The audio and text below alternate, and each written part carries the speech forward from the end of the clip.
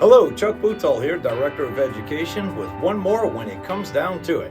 This one we're talking about vapor retarders and barriers.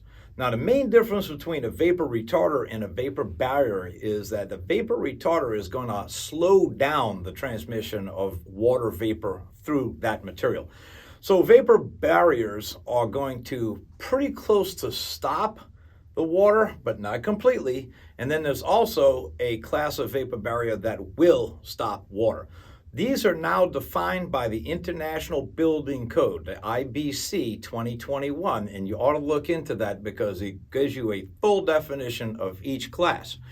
In general, a vapor barrier is going to be a class 1 material, which is less than 1/10 of a perm of vapor transmission through it.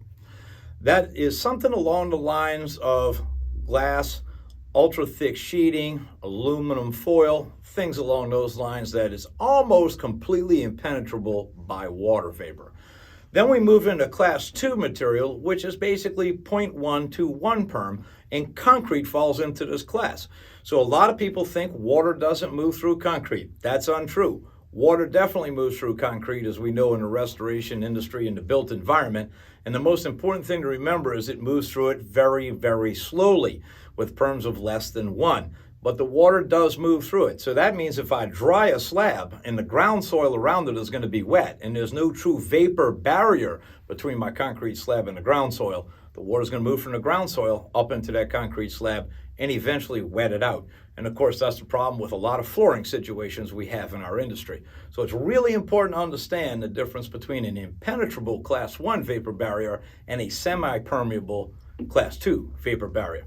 Now, once we get above 1 to 10 perms, we're talking about vapor retarders.